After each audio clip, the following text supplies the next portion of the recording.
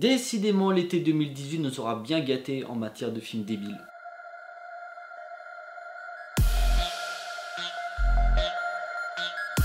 Bonjour à tous, il va être question aujourd'hui de En eau trouble ou The Meg en VO réalisé par Jon Turteltaub.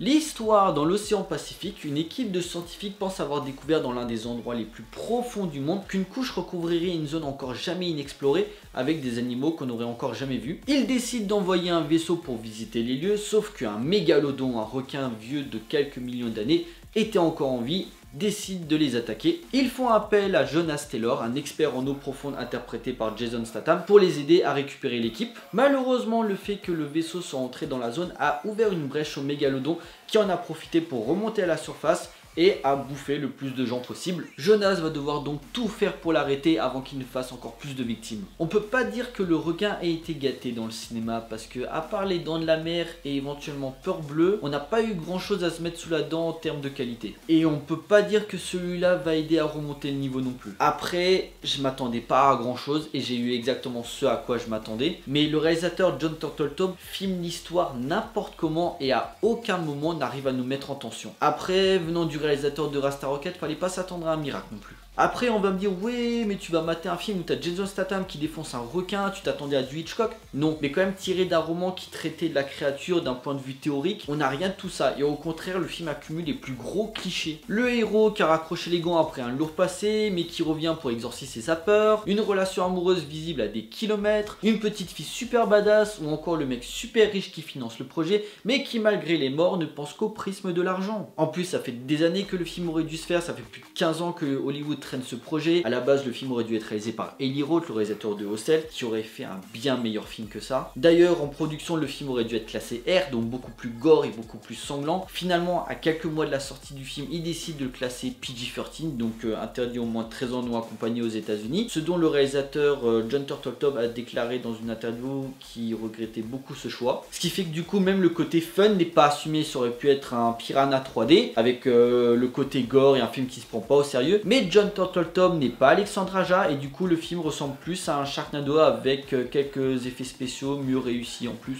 Et encore les effets spéciaux, dans l'ensemble le requin il est bien fait mais dès qu'il est filmé sous l'eau, les CGI se ressentent sur les textures du requin, ce qui fait que ça devient un peu flou à l'image. 150 millions de dollars le film il a coûté, déjà vous avez un scénario pourri, vous aurez pu faire un requin correct. Le film est divisé en 3 parties, la première qui consiste à sauver l'équipe qui est coincée dans les profondeurs, la deuxième où tu as Jason Statham qui essaye de buter le requin, et une troisième où je vous dirai rien pour pas gâcher la surprise, mais dans l'ensemble la première partie c'est quand même la plus intéressante et la mieux réussie, c'est celle où tu es vraiment en tension et tu t'inquiètes vraiment sur le sort des personnages. À part ça, il reste pas grand chose, le discours éthique et scientifique sur la violence entre l'homme et l'animal est totalement absent parce qu'il n'y a aucune portée dans la mise en scène pour envoyer un quelconque message. Le studio décide d'enlever au montage les scènes gore et choquantes, tu enlèves tout l'intérêt du film, c'est dommage. Au niveau des acteurs, j'ai pas grand chose à dire, Jason Statham s'éclate et c'est vraiment bien le seul, heureusement qu'il est là pour remonter le niveau parce que bon, il gère au niveau des scènes d'action parce que le réalisateur n'est pas capable de les filmer correctement. Quand tu donnes la réalisation à un mec qui a pas fait de film potable depuis plus de 15 ans, ça se voit à l'écran, il y a un manque de créativité et il n'y a aucun point de vue. Les morts ne sont pas sanglantes et la scène de la plage est beaucoup trop courte pour éveiller l'intérêt. Et aussi un truc qui commence un petit peu à me saouler, le film est une coproduction américano-chinoise. Je crois qu'on peut voir le logo Gravity Pictures qui est donc la firme chinoise qui coproduit le film et ça se sent dans le film parce que t'as le lieu de l'action qui est près de la Chine, t'as des acteurs chinois, donc c'est vraiment pour attirer un plus large public et tu sens que t'aurais enlevé ces personnages, ça aurait rien enlevé à la qualité du film. Tu sens que voilà, vous voulez qu'on donne un petit peu d'argent pour produire le film, ok, vous mettez cet acteur là, vous mettez le lieu de l'action ici. Sinon, on met pas d'argent. Le truc, c'est que pendant de longues années, on reprochait aux États-Unis de penser qu'à sa gueule et de pas s'occuper du reste du monde. Le problème, c'est que du coup, là, ils commencent à s'ouvrir au monde, ce qui est une bonne chose. Mais c'est un petit peu au profit de la créativité parce que du coup les autres pays, pour qu'ils puissent cofinancer avec les États-Unis certains films, il faut que les Américains ils disent oui à tout. C'est pas forcément la bonne solution non plus parce que déjà depuis quelques années t'as tout le temps les films qui ont déjà certaines contraintes. Je parlais du classement R par exemple qui a été enlevé. Si en plus maintenant t'as les coproductions qui mettent leur grain sur le scénario, sur les personnages, sur les acteurs. Du coup, on va se retrouver avec des produits aseptisés, tout public, sans réflexion derrière. Ok, la Chine, il y a 1 milliard d'habitants, ok, tu peux te faire de l'argent là-bas, mais merde, essayez de vous battre pour imposer votre vision et dites pas oui à tout. En conclusion, The Meg, et pas en eau trouble, je l'appellerai pas comme ça, c'est vraiment un titre de merde, est un film frustrant, trop sage, un peu drôle par moment, mais qui mérite pas du tout toute la pub qu'il y a autour de lui depuis quelques jours, parce que d'ici quelques semaines, on l'aura déjà oublié. Je regrette vraiment ce que le film est, le produit fini, parce qu'il aurait pu être beaucoup plus intéressant qu'une simple chasse aux requins. Est-ce que je vous conseille le film ?